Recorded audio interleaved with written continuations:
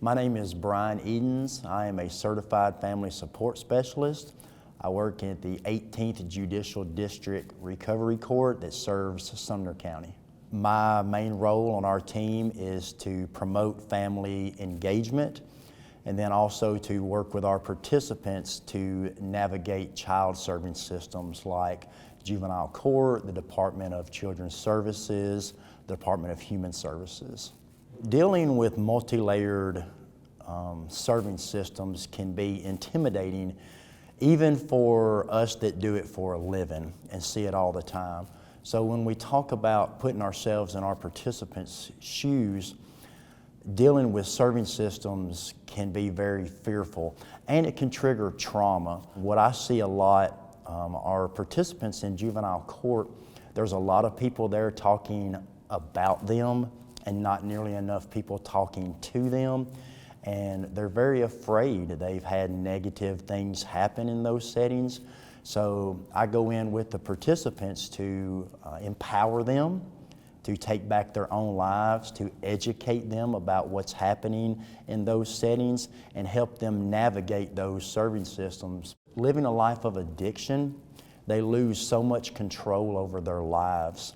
So helping them gain some sort of control back over their lives and their decision making and the direction that their family is going in is very important to their recovery. It's very humbling for me. I'm a graduate of recovery court, and my family and my children dealt with all those serving systems when I was in active addiction, and I remember what it was like to hear people standing around me talking about me and my family but not talking to us, and no one really explaining to me what was happening and putting things in front of me to sign that I didn't understand would have a huge impact on my family and the future. So I keep that very close, and I use that with our participants because I want them to know it's their life. They have the right to know what's happening and what they're signing and why they're doing it. Peer support is so valuable because it brings interaction down to the most basic human communication, which is, am I safe here? To have someone there to just say, this is how we're going to make this place safe. To educate them, to advocate for them, it helps them tremendously.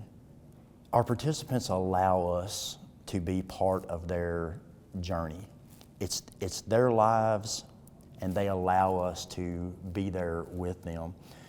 So I have had the distinct honor of being with parents when they first come into our program in transitional living. Their children are in either custody or in placement with non-parent caregivers.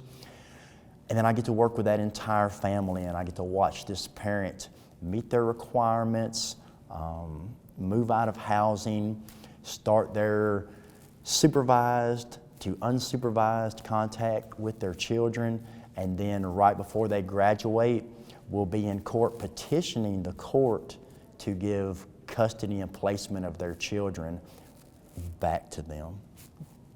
We can never truly understand how impactful this work is in the lives of our participants, because if you think of it like, you ever threw rocks into the water?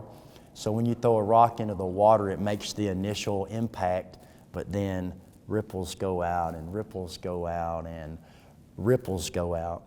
It's the same way in the lives of our participants.